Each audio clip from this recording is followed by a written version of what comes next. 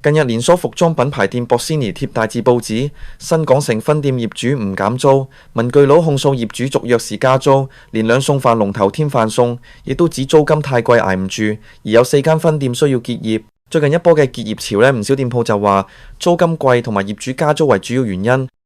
唔少店方慨嘆：你以為經濟蕭條可以同業主傾減租或者唔加租共度時間？依家梗係繼續同你傾加幾多租，唔續約就走。究竟點解喺經濟咁低迷嘅情況之下，業主竟然仲要加租咯？喺開始講落去之前，首先俾 like 同埋撳訂閱掣，睇影片嘅時間越長，就係對 Gary 最大嘅支持。衷心感謝各位網友。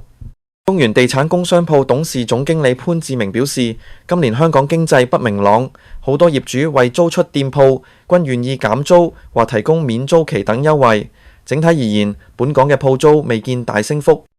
既然如此，點解有商戶聲稱捱貴租？潘志明估計，最近一波結業潮中，或者有唔少嘅店鋪喺疫情期間同業主簽訂租約。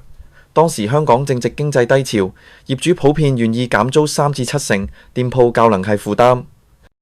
及後社會復常，商戶面對港人北上、消費習慣改變等挑戰，但係整體營商環境未能一並復常，連同租金等因素，令到營運壓力增加。佢又估計近月有唔少租約期滿，業主同租客洽談嗰陣，普遍會加10%至到15%租金，或許亦都為商戶帶嚟壓力。潘志明預計同舊年相比，今年核心區店鋪租金將下跌5%到10%，民生區則會跌15%。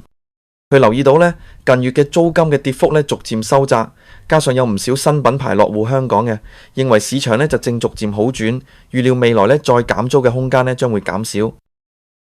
我哋就先睇睇連鎖服裝零售品牌博斯尼其馬鞍山新港城分店自6月14日起於櫥窗貼出印有貴租無理、減價酬賓嘅大字報，控訴商場業主不減租。店內亦都有唔少嘅貨品特價出售。據悉，博斯尼要求商場減租，但係不果，管理層拍板決定貼大字報，反應不滿。鄰近一間小店嘅員工表示，佢喺店鋪做咗20年，從未見過商場減租。就算係新冠病毒疫情期間，商場亦都仍然輕微加租。佢同商鋪共度時間。佢話加你少啲租呢，已經係仁至義盡啦。佢又指鋪頭生意喺疫情開始之後就一直走下坡，現時有多港人北上消費，所以佢認為喺整體經濟環境低迷嘅情況之下，鋪頭出現結業潮係正常嘅。除咗博斯尼，近月亦都有多間商鋪宣稱難以負擔業主加租而結業。售賣文具同埋生活用品嘅連鎖店文具佬早前宣布，馬鞍山旗艦店同埋石門分店即將約滿結業。其中馬鞍山店過去3年嚟共虧損8位數嘅租金，形容十分難捱。店方近日再喺 Facebook 預告，未來將有更多分店陸續結業，原因係租約將屆滿，例如沙田好運中心嘅期間限定店等。店方解釋，約滿嘅時候同業主傾唔掂租金，笑稱唔好以為經濟蕭條可以跟業主商議減租，結果都係反被加租，佢哋難以承擔貴租，只能無奈離場。石門分店便係例子之一。店鋪又透露，目前正物色石門區嘅鋪子，希望可以盡快公布消息。文具佬喺 Facebook 貼文寫道：你以為經濟蕭條可以同業主傾減租或者唔加租共度時間，而家梗係繼續同你傾加幾多租，唔續約就走啦。店方又指近年售賣日本人氣 Chikawa 公仔產品令生意額上升，形容如果冇 Chikawa，我哋每間鋪都應該靜過太空。但無奈港人頻繁外遊、北上消費等，加埋最重要係租金並唔平，計唔掂數就要壯士斷臂。主要售賣生活用品、文具同埋公仔等雜貨嘅文具佬生活百貨，現時有21間分店，遍佈港九同埋新界。喺部分分店約滿結束之後，將會縮減至10零間。但係店方揚言，仍然會繼續物色地點再開新分店，因為需有足夠營業額支撐背後倉庫、運輸、辦公室等開支，先至能夠保持營運。店方又慨嘆，到底而家呢個情況要守幾多年，我哋唔知。依家係咪已經係最壞，我哋亦都評估唔到。唯一知道嘅係，只有努力堅持咬緊牙關，總會見到曙光。